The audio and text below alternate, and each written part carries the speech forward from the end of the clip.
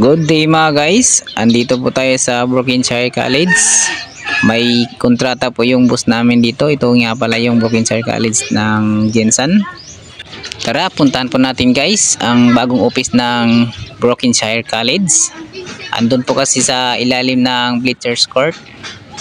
Kung bago pa lang kayo sa channel ko guys, sana huwag niyo kalilimutang mag-subscribe, like and share, and click all notification bell button para updated po kayo sa mga bagong video ko. Leo Cads Mix Video. Ito po yung papasok papuntang court mga guys na dati naming pinipintahan. Bleachers Court. Kung gusto niyo makita yung video nito, kami po nagpipinta niyan. Puntahan nyo lang yung YouTube channel ko, Leo Cads Mix Video. Papasok na po tayo guys. Ito po yung pinipintahan namin. Unang ginawa namin guys, naglalagay ng nansag at saka flexiban. Ito po yung dati guys, tingnan nyo. Walang flexiban at saka wala pa po yung epoxy nansag. Ito po yung una nating gagawin, yung join ng Hardiflex. Mamasilyan po natin yan guys ng epoxy nansag. Kahit anong brand ng epoxy nansag guys, pwede natin imamasilya dyan. At saka yung semento, papahiran po natin ng flexiban. Ito po yung pinahiran natin ng nansag. Papahiran po din natin yan ng flexiban na may kahalong semento guys. Ito na guys, sinapawan natin yung nansag gamit ang flexiban na may kahalong semento. Ready na po ito, mamasilyahan natin ng skim coat.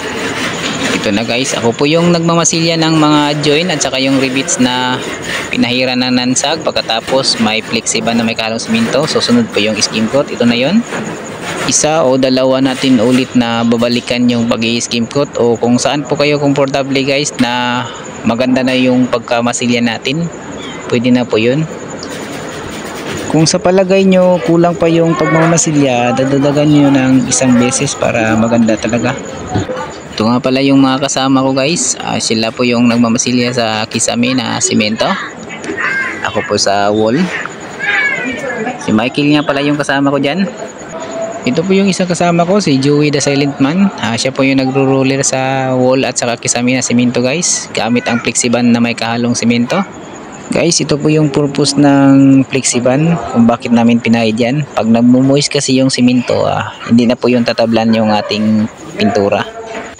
Dalasan po kasi nagamit itong flexiban guys sa pagkakalam ng mga pintor sa concrete gutter o sa firewall. Ito po yung bagong option guys na ginagamit namin. Kasama ko pa rin din dito si kumparing Marvin at saka si Nognog Balaod ng anak ng boss namin. Bawat kwarto po ng office guys, kanya-kanya po kasi kaming na-assign. Ito na guys, kasama ko po rin dito si Iboy Tibay. Nagkasama na po kami ang pagbabalik. Ito po yung kaibigan ko. Yan ng baluan. Mabait na kaibigan. Siya po yung nagro-roller ng flexiban na may kahalong simento. Ito pa yung isang kasama ko, si Palus ng baluan.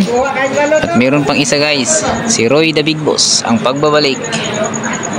Ito na po yung natapos na office guys. Unang kwarto, labas at saka loob, tapos na, ready na po to lilihaan guys gamit ang liha na 150. Nilihaan po to ni George na kasama ko. Ito nga pala din si Leo Cads, tumutulong sa pagliliha. Tatlo po kaming nagliliha dito guys. Ang panghuli ay si Iboy Tibay.